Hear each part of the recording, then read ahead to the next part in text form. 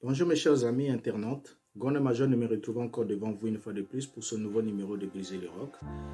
Briser le Roc, dans son nouveau numéro, énième numéro, nous allons aborder, comme nous l'avons promis la fois passée, la question sur les 70 semaines prophétiques de Daniel. Je sais que c'est une grande question, qui est très attendue par beaucoup d'entre nous, parce que ça nous permet de situer exactement le temps et beaucoup d'entre nous se méprennent sur cette question, sur les 70 semaines prophétiques de Daniel. Et il est important, absolument important, que nous puissions, ensemble avec vous, y jeter un coup d'œil. Peut-être que nous n'apporterons pas les choses, nous n'aborderons pas cela comme vous avez toujours attendu, ou bien tel que vous le savez, mais nous allons au mieux de notre possibilité aborder cela à la lumière des textes des Écritures et à la lumière aussi de l'histoire s'il le faut, afin qu'ensemble nous puissions être situés et qu'on sache exactement où est-ce que nous nous retrouvons présentement. Ça nous permettra aussi de comprendre les dangers qu'il y a de croire ou d'avoir une conviction autre que une conviction autrement que sur ce que dit exactement les textes des Écritures.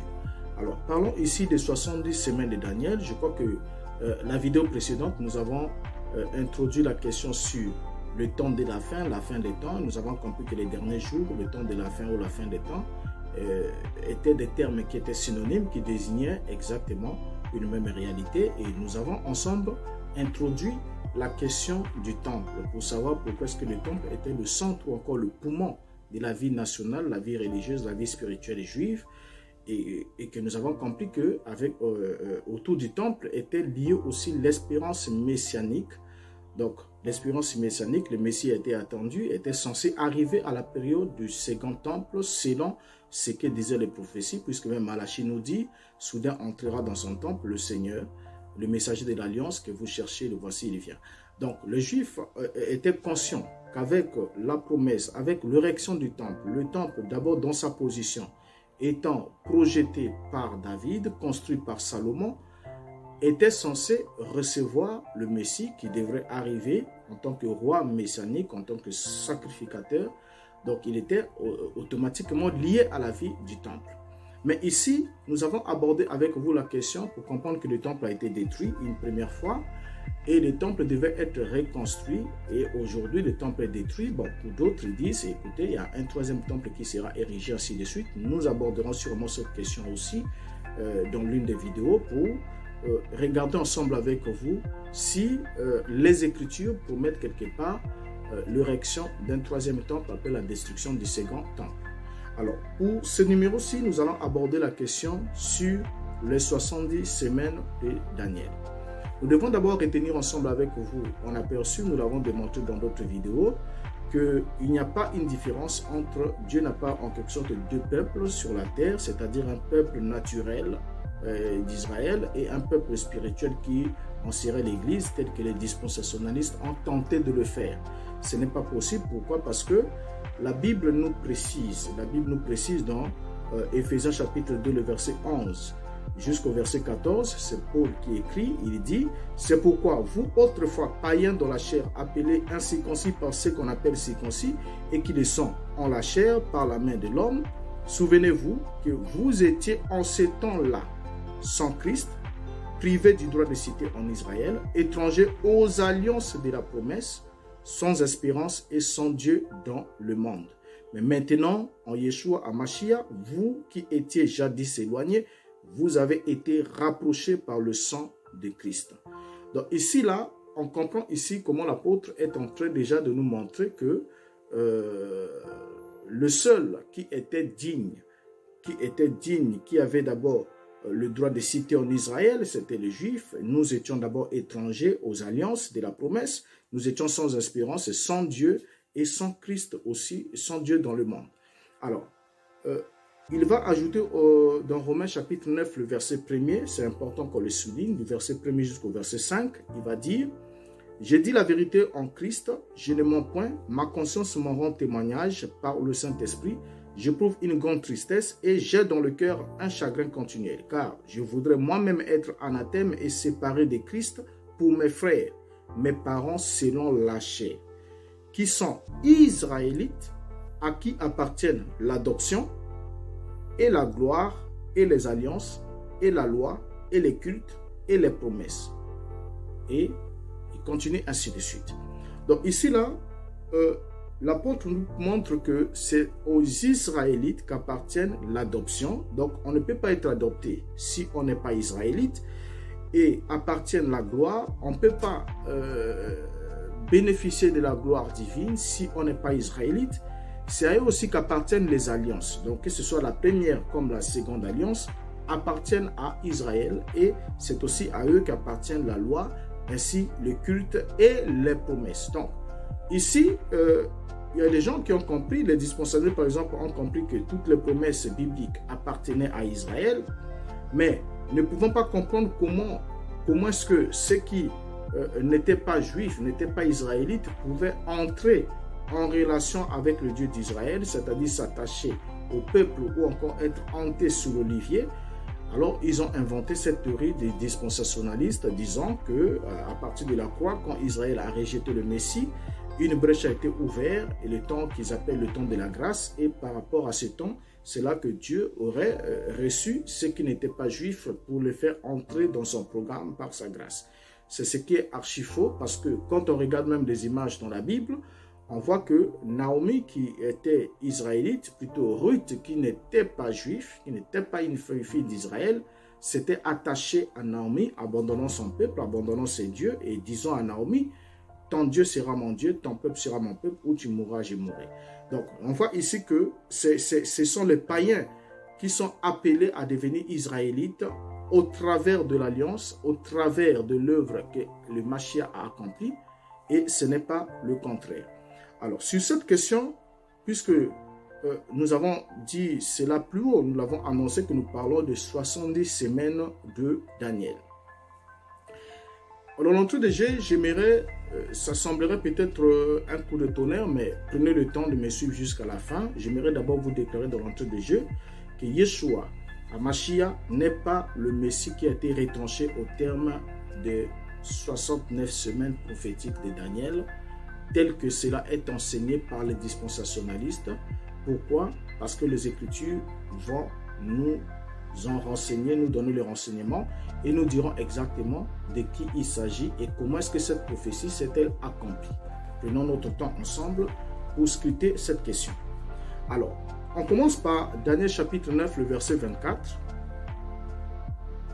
où nous lisons, dans la version seconde, c'est la parole de Gabriel à Daniel.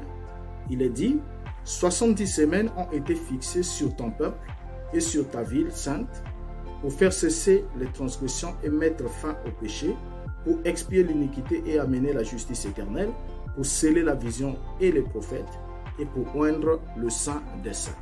Donc ici, c'est Gabriel qui s'adresse à Daniel. Et lorsque Gabriel s'adresse à Daniel, il est précis. Et le verset est très précis. Le verset d'abord nous statue d'abord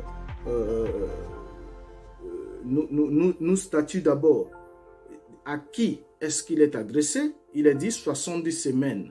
Donc c'est le temps, 70 semaines ont été fixées sur ton peuple et sur ta ville sainte.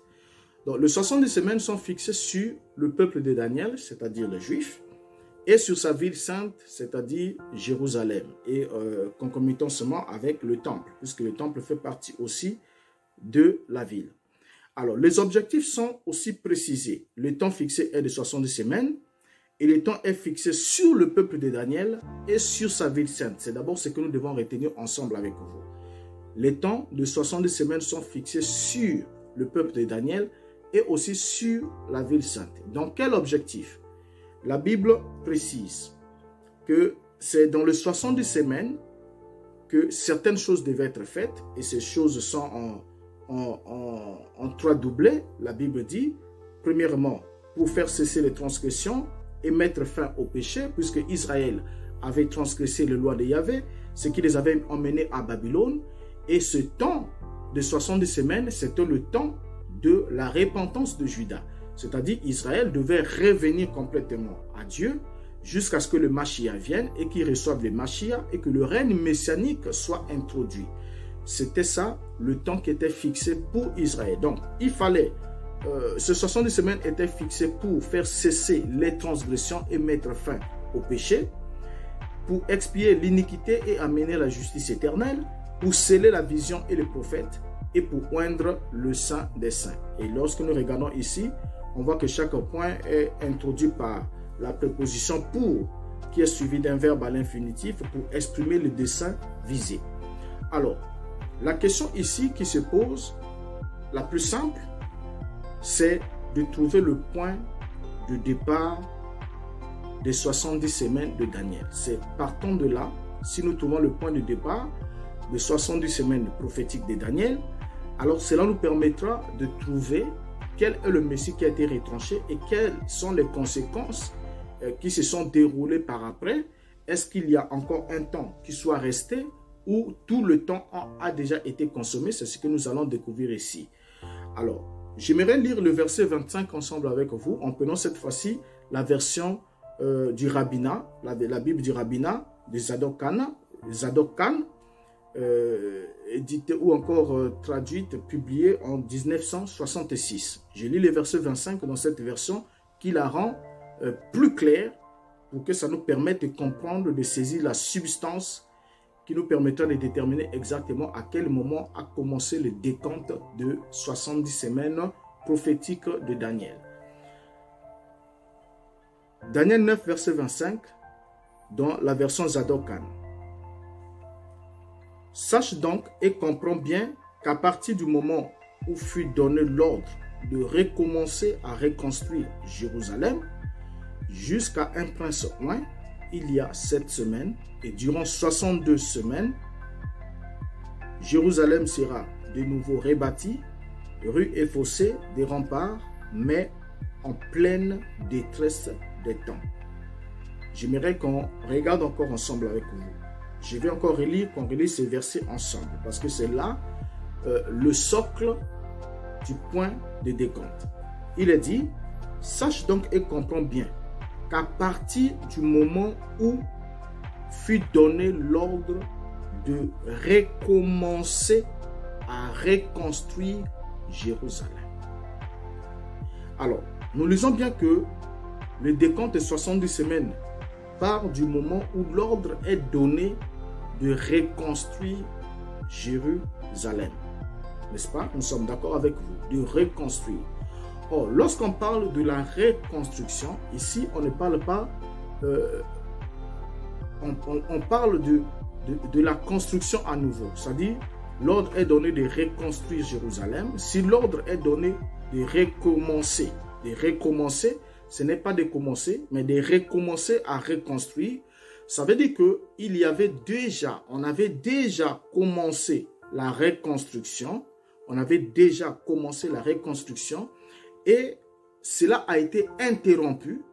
Ensuite, il y a eu un temps qui est passé, et après un certain temps, on a donné de nouveau l'ordre de recommencer à reconstruire Jérusalem. Donc, regardez bien comment le verset y va. Et cela va alors, cette traduction va exactement est en accord avec l'esprit de tous les textes bibliques sur ce qui s'est passé avec la reconstruction de Jérusalem ainsi que du temple, afin que nous comprenions exactement ce qui s'est passé et que nous puissions statuer le point de départ des 70 semaines de Daniel. Rappelons-le ensemble avec vous que Artaxerxès Ier avait donné l'ordre d'arrêter la reconstruction de Jérusalem. Esdras chapitre 4, le verset 21 jusqu'au verset 24 nous en parle. La Bible nous dit: en conséquence, ordonnez de faire cesser les travaux des gens afin que cette ville ne se rebâtisse point avant une autorisation de ma part. C'est le roi Artaxerxès Ier qui donne l'ordre d'arrêter la reconstruction de la ville, parce qu'on leur aurait conseillé que si cette ville est reconstruite avec les temples, ce peuple-là ne va plus payer des tribus, ainsi de suite, il deviendra rebelle et autres. Et il avait donné exactement l'ordre d'arrêter la reconstruction. Le verset 23 dit: aussitôt que la copie de la lettre du roi Artaxerxès ait été lue devant Rehoum, Shimshai, le secrétaire et leurs collègues, ils allèrent en hâte à Jérusalem vers les Juifs et firent cesser leurs travaux par violence et par force. Vous voyez, donc, ils sont allés, ils ont exécuté l'ordre du roi, ils ont fait cesser les travaux par violence et par force. Les travaux ont été interrompus. Le verset 24 nous dit, « Alors s'arrêta l'ouvrage de la maison de Dieu à Jérusalem, et il fut interrompu jusqu'à la seconde année du règne de Darius, roi des Perses. » Donc, on remarque ici que c'est précisément à la deuxième année du règne de Darius II, ici, il s'agit de Darius II, que l'ordre fut donné de recommencer la reconstruction de Jérusalem. Et c'est évidemment dans Esdras chapitre 2, le verset, on peut lire un peu plus haut, mais nous prenons juste le verset 12 jusqu'au verset 15. La Bible va nous préciser, nous donner cette précision, parce que Darius II est le fils d'Artaxerxès Ier. Et quand le père a arrêté les travaux, jusqu'à ce qu'il a fini avec son règne et tout, mais c'est quand Darius II arrive. Esdras chapitre 2, le verset 12, la Bible dit, c'est Darius qui parle, il dit que le Dieu qui fait résider en ces lieux son nom renverse tout roi et tout peuple qui étendrait la main pour transgresser ma parole, pour détruire cette maison de Dieu à Jérusalem. Moi, Darius, j'ai donné cet ordre, qu'il soit ponctuellement exécuté. Tatnaï, gouverneur du côté des fleuves, Shethar-Boznai et leurs collègues se conformaient ponctuellement à cet ordre que leur envoya le roi Darius. Verset 14. Et les anciens des Juifs bâtirent avec succès selon les prophéties d'Agé, le prophète, et de Zacharie, fils d'Ido. Ils bâtirent et achevèrent d'après l'ordre du Dieu d'Israël et d'après l'ordre de Cyrus, de Darius, d'Artaxerxès, roi de Perse. La maison fut achevée le 3e jour du mois d'Adar, dans le 6e année du règne du roi Darius. Alors, pourquoi est-ce que nous avons lu ces écritures? Ils sont très importants. Nous comprenons ici que c'est Darius II qui donna l'ordre de recommencer à reconstruire Jérusalem. Or, l'ordre de la reconstruction de Jérusalem était depuis Cyrus, on vient de citer Cyrus ici. Il y a eu Cyrus qui est arrivé, Darius Ier, il y a eu Artaxerxès qui a arrêté les travaux. Ensuite, c'est Darius II qui donne l'ordre de recommencer avec la reconstruction de la ville. Or, la deuxième année, comme la Bible nous le précise, que les travaux ont repris la deuxième année du règne du roi Darius. Si cela n'est pas placé dans les Écritures, parce que c'est important que nous en ayons connaissance. Or, Darius II, comme nous l'avons dit, est le fils d'Artaxerxès Ier et il régna précisément de 423 à 404 avant Jésus-Christ. Voilà le temps de son règne. Il a régné de 423, vous pouvez le vérifier avec l'histoire, de 423 à 404 avant Jésus-Christ. Et la deuxième année de son règne correspond évidemment, bien évidemment, à l'an 421 avant Yeshua HaMashiach.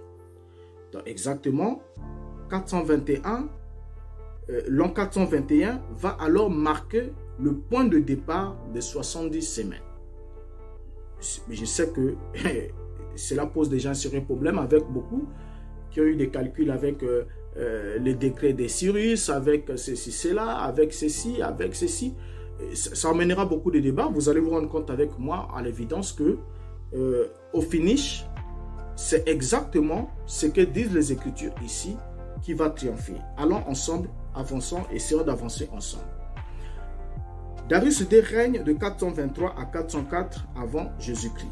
Et la Bible nous précise que c'est la deuxième année de son règne qui correspond à l'an 421 que devrait commencer le décompte de 70 semaines de Daniel. Donc, puisque on a lu ici le texte dans Zadokan qui dit « Sache donc et comprends bien qu'à partir du moment où fut donné l'ordre de recommencer à reconstruire Jérusalem, pas l'ordre de reconstruire, mais de recommencer à reconstruire. Recommencer à reconstruire, pourquoi? Parce que les travaux ont été interrompus et l'ordre, et après plusieurs années, l'ordre a été alors donné de recommencer à reconstruire jusqu'à ce que cela soit achevé. Les travaux soient exactement achevés.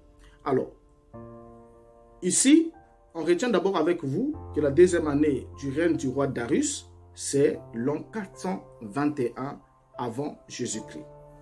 Il a régné de 423 à 404. Et tous les documents historiques, chronologiques, l'attestent. Vous pouvez en faire une vérification. Alors, dans le texte ici, on nous parle du premier oint qui va arriver en termes de cette première semaine. Et cela, bien évidemment, évoquait l'arrivée de Néhémie, qui est le premier oint, le premier prince qui est arrivé en termes de cette première semaine, parce que Néhémie a été considéré, il est jusqu'aujourd'hui aussi, considéré par l'exégèse juive comme étant le second Moïse pour le laborieux travail qu'il fit pour le rétablissement de la loi et du témoignage. Il a fait un laborieux travail et son nom est resté, c'est lui exactement qui est le premier Messie, le premier oint qui est arrivé au terme de cette première semaine avant les 62 autres semaines. Alors donc le point de départ de 62 semaines de Daniel étant trouvé, ensemble avec vous, jusqu'à ce qu'il ait preuve de contraire, étant trouvé, alors il nous sera alors aisé de découvrir qui est le Messie qui a été retranché au terme de 62 semaines consécutives aux 7. C'est ce que la Bible nous évoque. Alors, une semaine prophétique étant égale à 7 ans. Nous pouvons alors faire le simple calcul avec vous. Si on avait un tableau, on devait le souligner, mais je vais transcrire, donner les éléments avec vous. Et pendant ce temps, nous allons examiner cela ensemble pour voir exactement où est-ce que nous en sommes. Alors, une semaine prophétique égale à 7 ans. Donc 7 plus 62, ça nous fait 69 semaines. Et 69 semaines fois 7 ans, ça nous donne un total de 483 ans. 483 ans. Alors, selon cette prophétie, c'est à la fin ou au terme de 483 ans d'années qu'un Messie devrait être retranché. Puisque la Bible est claire, le texte biblique est clair que c'est après les 62 semaines qu'un Messie sera retranché. Les 62 semaines qui viennent à la suite des 7 premiers, ce qui fait 69 semaines au total. Donc nous sommes là dans 483 ans après l'ordre qui a été donné de recommencer à reconstruire Jérusalem. Un Messie doit être retranché.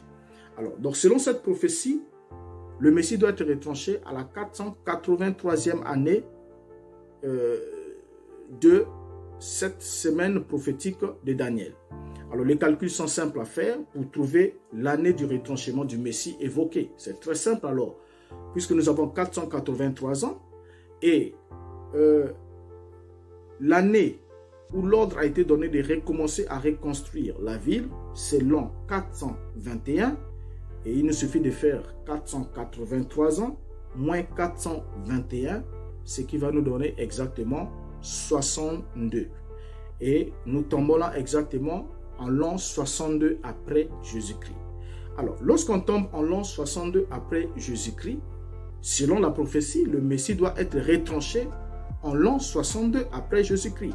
Alors, le Messie de la prophétie doit être retranché en l'an 62 après Jésus-Christ, ce qui sous-entend clairement et qui saute aux yeux avec vous, devant vous et moi, qu'il ne peut pas s'agir de Yeshua HaMashiach. Pourquoi? Parce que Yeshua est mort sous Tibère. Il est mort sous Tibère en l'an 30 de notre ère, étant bien évidemment né avant moins 104, puisque Hérode est mort. Hérode le Grand, qui avait menacé sa naissance, est mort en moins 4 avant Jésus-Christ, l'année qui était l'année de sa mort. Alors donc ici déjà, Yeshua étant mort en l'an 30, pratiquement en l'an 30, donc sous Tibère, il ne pouvait pas répondre exactement au retranchement du Messie évoqué ici. C'est là où tous les calculs ont faussé. Vous allez vous rendre compte avec moi une chose. Yeshua ne correspond pas au retranchement du Messie, parce que le Messie doit être retranché à la 69e, donc en l'an 62, selon les calculs que nous avons fait ensemble. Donc quand on fait 483 moins 421, l'année où l'ordre a été donné de reconstruire, de recommencer à reconstruire la ville, et on se retrouve en l'an 62 après Jésus-Christ. Alors, qui était-ce alors? Avant qu'on puisse découvrir exactement qui était-ce, on doit d'abord comprendre ensemble avec vous que la Bible est précise qu'après les 62 semaines, le Messie sera retranché, n'est-ce pas? Et après le retranchement, la Bible précise, la Bible continue en disant, le peuple d'un chef qui viendra détruira la ville et les sanctuaires. Donc regardez bien, les 70 semaines commencent avec l'ordre de recommencer à reconstruire la ville. Jusqu'à ce qu'on arrive à la fin de 69e semaine, donc après la 62e semaine qui est consécutive au 7, donc nous sommes là dans la 69e, un Messie est retranché ou bien un homme qui a reçu l'onction est retranché. Et lorsque cet homme qui a reçu l'onction est retranché, la Bible nous poursuit et nous dit alors le peuple d'un chef qui viendra détruira la ville et le sanctuaire. Alors, vous allez vous rendre compte avec moi que ce n'est pas un hasard. Ce n'est pas un hasard qu'en 62, lorsqu'on arrive en 62 après Jésus-Christ, le Messie est retranché.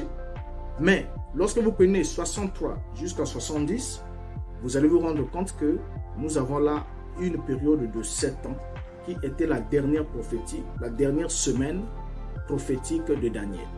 Et c'est au cours de cet espace de temps qu'à partir de l'an 66 que nous allons démontrer avec vous qu'il y a eu des guerres, ainsi de suite, jusqu'à ce qu'en l'an 70, Jérusalem a été rasée ainsi que le temple par Titus Flavius. Alors, cela accompli. Donc, les 78e semaines vont englober la reconstruction, l'ordre de recommencer à reconstruire la ville, ainsi que le temple, qui vont être achevés dans cette période, jusqu'à ce que, comme le Messie n'a pas été reçu et que Israël, Juda n'a pas atteint la repentance escomptée, alors voilà, le temple va être détruit ainsi que la ville. Donc les deux éléments qui caractérisent la vie nationale juive vont être détruits, plus de villes, plus de temples. Alors, qui est le Messie qui a été retranché au terme de 69 semaines ou encore au terme de 69 semaines puisque c'est après les 69 semaines que le Messie doit être retranché. Je vais juste peut-être, sûrement vous avez, certains d'entre vous doivent avoir l'information, mais l'homme qui avait reçu l'onction qui fut retranché au terme de ces 69 semaines ne fut nul autre que Jacques. Ce fut Jacques, surnommé le juste, surnommé aussi le frère du Seigneur. Il était le frère du Seigneur, donc le frère de Yeshua, fils de Joseph et Marie, bien évidemment. Et il y a les historiens qui l'ont reconnu, Énésipe qui l'a reconnu, Épiphane de Salamine, Eusèbe de Césarée, et même l'apôtre Paul aussi l'a reconnu, bien évidemment. Effectivement, c'est Jacques qui est mort en l'an 62 par lapidation. Il a été lapidé. Il était l'un des frères, l'un des 4 frères de Jésus de Nazareth, cité dans les évangiles, parce que pour certains, ils se disent qu'il n'avait pas de frères, bien évidemment. Il a eu des frères. Après sa naissance, Marie a eu des enfants avec Joseph, bien elle était bien évidemment son épouse. Alors, c'est effectivement Jacques qui fut retranché en termes de 62 semaines, consécutives aux 7 précédents. Et je sais que ça peut sembler un grand bourdonnement sur vos oreilles, mais les textes sont là, avec les chiffres, avec les temps et tout. Vous allez vous rendre compte, bien évidemment, que cela ne peut pas répondre avec Yeshua, parce que Yeshua n'a pas été retranché au terme de 62e semaine, et il est retranché, il est mort pratiquement en l'an 30 sous Tibère, ce qui ne répond pas au décompte de 62 semaines, et jusqu'à la destruction du temple, nous trouvons que c'est exactement Jacques qui va répondre à cela. Alors, nous savons qu'il y a une différence, qu'on ne doit pas confondre Jacques, fils de Zébédée, frère de Jean, qui a été mort, tué par Agrippa en l'an 44 après Jésus-Christ. Et la Bible nous évoque ça dans Actes chapitre 12, le verset 1er jusqu'au verset 2, en nous disant « Vers le même temps, le roi Hérode s'est mis à maltraiter quelques membres de l'Église et il fit mourir par l'épée Jacques, frère de Jean. » Alors, bien, lorsque vous lisez Actes chapitre 12 toujours, juste en bas, lorsque Pierre parle après sa sortie de prison, Pierre va parler d'un autre Jacques. Luc va nous écrire au sujet d'un autre Jacques. La Bible dit au verset 17, en disant, Pierre leur envoya, et Pierre leur ayant de la main fait signe de se taire, leur raconta comment le Seigneur l'avait tiré de la prison, et il dit, annoncez-le à Jacques et aux frères, puis il sortit et s'en alla dans un autre lieu. Et ici aussi, lorsque l'apôtre Paul aussi arrive dans Galates chapitre 1, le verset 19, il est arrivé bien plus tard, après que Jacques, fils de Zébédée, soit déjà tué. Il dit dans Galates 1, 19, Paul dit, « Mais je ne vis aucun autre des apôtres, si ce n'est Jacques, le frère du Seigneur. » Évidemment, Yeshua avait des frères, puisque déjà à la Pentecôte, la Bible nous dit, dans Actes chapitre 1, le verset 14, « Tous d'un commun accord persévéraient dans la prière avec les femmes, et Marie, mère de Jésus, et avec les frères de Jésus. » Donc ici, on voit bien que la Bible était précise. La mère, ici c'est la mère biologique, c'est Marie, la Bible précise Marie, mère de Yeshua, et les frères de Yeshua. Donc en dehors des apôtres, ainsi de suite, mais il y avait sa mère et ses frères, ils persévéraient tous dans la prière. Et parmi les frères, il y avait bien évidemment Jacques. Et c'est Marc chapitre 6, le verset 3, qui va nous préciser le nom même de Jacques. Il a dit, n'est-ce pas le charpentier, le fils de Marie, le frère de Jacques, de José, de Jude et de Simon. Donc on vient de mentionner ici les 4 frères biologiques de Yeshua qui sont nés de Marie et Joseph. Alors, donc ici, là, on comprend ensemble avec vous que Jacques est le même. C'est le même Jacques qui apparaît plus loin comme étant le chef de l'église, ou encore celui qui avait la primauté sur l'église de Jérusalem, celui autour duquel tout se tranchait. Dans Actes chapitre 15, le verset 13, dans l'épisode de la circoncision des païens, nous lisons, lorsqu'ils eurent cessé de parler, Jacques prit la parole et dit, « Hommes, frères, écoutez-moi. » Et vous allez vous rendre compte que lorsque Jacques dit, « Écoutez-moi », après qu'il ait parlé, plus personne n'a pu parler et on avait trouvé une résolution. Dans Acte 21, verset 18, le lendemain, la Bible dit, « Le lendemain, Paul se rendit avec nous chez Jacques et tous les anciens surent réunir. » Donc Jacques était là, le chef pratiquement de l'église de Jérusalem, encore l'évêque. Alors, d'après l'historien, qui n'a pas bien sûr lu les textes bibliques, d'après l'historien juif du 1er siècle Joseph, la hiérarchie religieuse juive avait mis à mort par lapidation le frère de Jésus qu'on appelle le Messie, Jacques par son nom, et il est dit dans Antiquité juive. Donc déjà, depuis le 1er siècle, dans Antiquité juive, Joseph en avait parlé, il a montré comment la hiérarchie religieuse juive avait mis à mort par lapidation le frère de Jésus qu'on appelle le Messie Jacques par son nom. Donc ici, ce frère qui était cet homme qui avait reçu l'onction, voyez, qui était retranché au terme de 62 semaines prophétiques, n'était pas Yeshua comme les gens ont toujours censé voulu le faire entendre.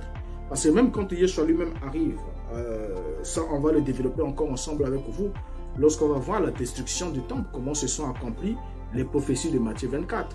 Lorsque Yeshua parle, vous voyez, Yeshua parle, annonce la destruction du temple, il dit aux disciples, il dit, lorsque vous verrez l'abomination de la désolation, dont a parlé le prophète Daniel établi dans le lieu saint, que celui qui dit fasse attention. Donc évidemment, il était conscient que après lui, c'est-à-dire Yeshua est né bel et bien dans le temps messianique, ça nous ne le nions pas, il est né dans le temps messianique, il est mort dans le temps messianique, il est ressuscité dans le temps messianique, il est monté au ciel dans le temps messianique. Mais bien évidemment, il devrait revenir aussi dans le temps messianique pour la destruction du temple et de la ville, selon ce qui a été prophétisé.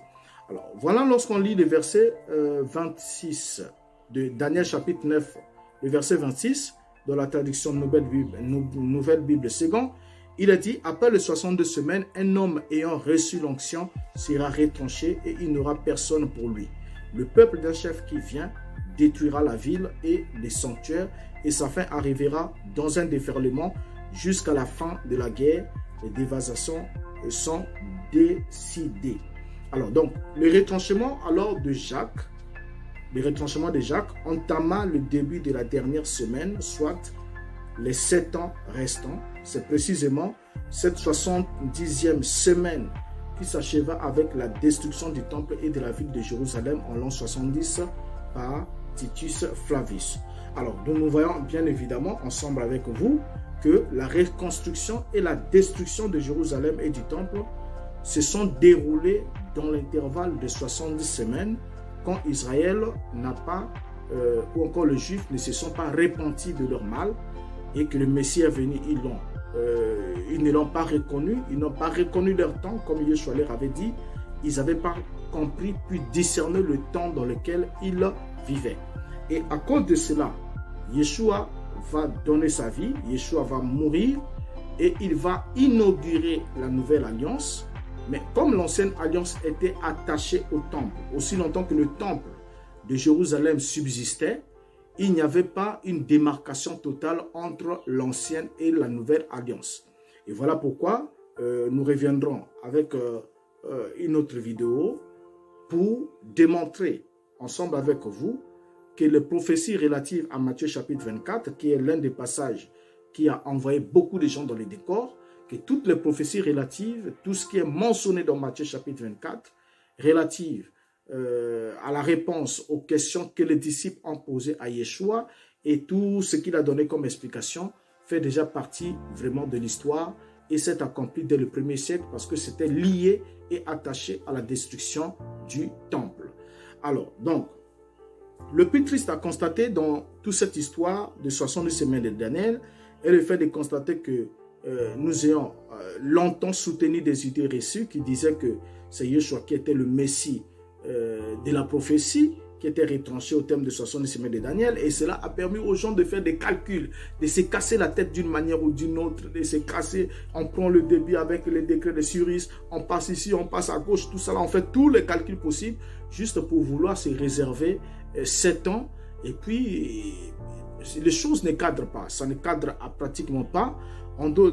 D'autres se sont aventurés pour dire qu'écoutez, il y a 7 ans qui restent où Dieu va traiter encore avec Israël et ce sera la tribulation chez les nations pendant que l'Église sera, je ne sais pas, au souper de noces au ciel avec Dieu et Dieu visitera alors Israël par des prophètes, ainsi de suite. Nous reviendrons ensemble avec vous pour voir le danger de cette doctrine qui a même été à l'origine du mouvement qui a permis la naissance de cet Israël que nous avons là, cet Israël apostate qui n'a rien à voir avec les prophéties de la Bible. Donc après que nous ayons compris ensemble avec vous que l'an 70 marqua la fin du temps de la repentance de Juda et la nation ne s'étant pas repentie fut détruite au terme du temps qui lui a été fixé. Donc, les 70 semaines ont été bel et bien consommées. Il n'y a pas un seul intervalle de temps qui reste. Il n'y a rien, absolument rien, comme les gens le disent, qu'il y a un temps de grâce illimité. Et après qu'il y aura le relèvement, les gens iront vivre au ciel. Après, Dieu va traiter avec Israël. C'est écrit nulle part dans aucun texte de la Bible. Alors, jusqu'à ce qu'on se retrouve à la prochaine vidéo, portez-vous bien. Si vous avez des suggestions, faites-les nous et nous attendons vos contributions en commentaire. Et vous pouvez aussi me contacter directement par le numéro qui sera affiché juste à la fin de la vidéo. Alors, nous pourrons toujours en discuter et en parler davantage. Et vous vous rendrez compte exactement avec moi que les 70 semaines sont fixées et comprennent le temps de la reconstruction jusqu'au temps de la destruction du temple et de la ville. Et aujourd'hui, il n'y a plus de temple, il n'y a plus de ville. Il n'y a plus d'espérance messianique parce que le temps messianique était relatif au deuxième temple. Le temple étant détruit, vous vous rendez compte avec moi, à la prochaine émission, nous allons aborder ces questions. Vous allez évidemment vous rendre réellement compte avec moi que beaucoup de prophéties que les gens attendent, regardent dans le futur aujourd'hui, sont restées dans le passé. Et lorsque on regarde dans le futur, pour vouloir attendre dans le futur ce qui est déjà dans l'histoire, cela signifie simplement qu'on s'est égaré puisqu'on n'a pas compris exactement par où on devrait virer et quelle est la direction qu'on devrait prendre. Et lorsqu'on s'est égaré, ça veut dire qu'on est loin du chemin et on finira alors par être détruit parce qu'on est conduit par des ignorants, ainsi de suite.